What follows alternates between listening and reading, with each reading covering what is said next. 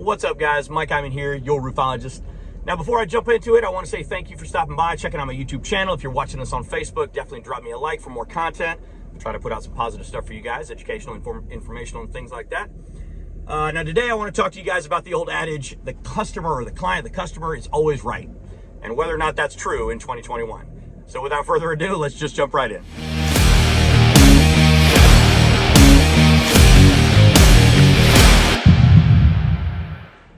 All right, guys, so the customer is always right. We've all heard it. It's been kind of a long-standing thing. I grew up believing this. You know, my parents told me, everybody I was surrounded by was kind of telling me, hey, look, the customer is always right. And although that sounds great on its face, I didn't really think about it anything as growing up until I got into business and had to actually apply that and see what its basis was in reality. And the reality here is that that's not even the full statement. The full phrase is the customer is always right in matters of taste, right? So that little clip, that in matters of taste, that takes a very broad thing and makes it more of a finite thing, right? So taste, we're talking about what your preference is. You like this kind of paint, you like this kind of paint. You like this type of, you want slate, you want tile, you want shingles, you want stone-coated steel. It does not have a broad meaning to just being uniformly, you as a business owner must succumb to whatever the client wants, because I try to be as accommodating as possible. We as a company want to be as accommodating as possible, but at the end of the day, it is a business. And so in this particular case, I'm out here today. We got a build going on in Frisco, Texas. One of our newer guys contracted out this job. We were contracted to do A, B, and C. A, B, and C being full roof replacement, a full wrap of gutters, and then some fence work, staining, and whatnot. Everything's going good. And then today, the day of the job, my contractor calls me, or my team member calls me and says, hey, the client talked to me this morning and, showed up on the front of the job, or the beginning of the job, and they want to only take off the gutters on the rear of the house, on the back side of the house. And they don't want to replace the front and the both sides. And because he is of this kind of mindset, he wants to be very accommodating,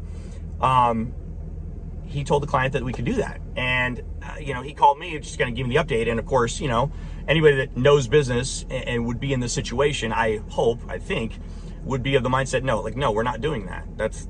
We were contracted out to do this. And when we left the kitchen table, presumably, and with that construction agreement, we had an understanding that this is what we were going to do. And renegotiating it the day of the job it's not how it goes. It's not. And so I came out today. We've already explained this to the homeowner.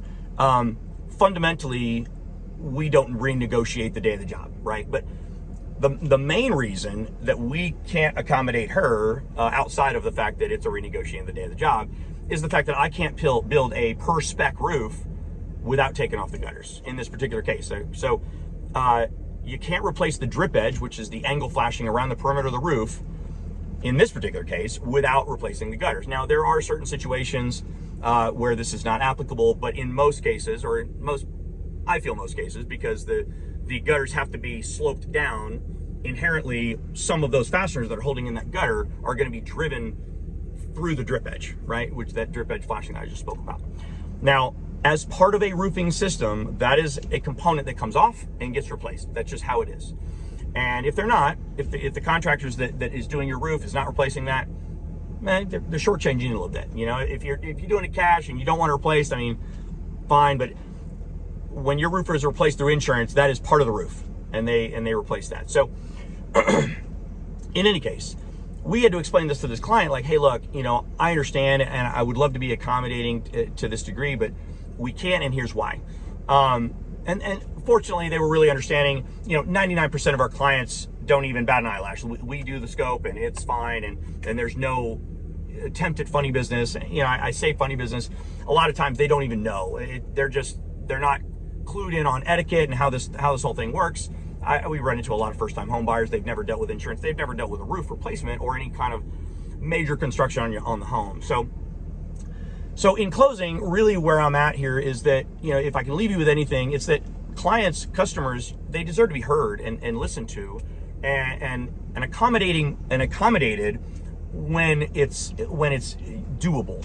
If you want to do that and adjust the contract and you can still deliver the quality of service and materials, and it doesn't change anything, well, you know, you're a business owner, you make those decisions. But as a business owner here, when I go into an agreement with somebody and we leave and we're out of the right of rescission, I'm assuming that we're going to do this job per the contractual agreement that we have in place, and that there's not going to be really anything out of the norm going on. Now, if you as a homeowner have any like to be determined kind of questions or things that may change, like paint colors and whatnot. I mean, paint colors is not really a relevant thing because there's no price difference there. But anyways, use your imagination. I mean, there are definitely things that can be changed that have, you know, very minor dollar amount figures and changes.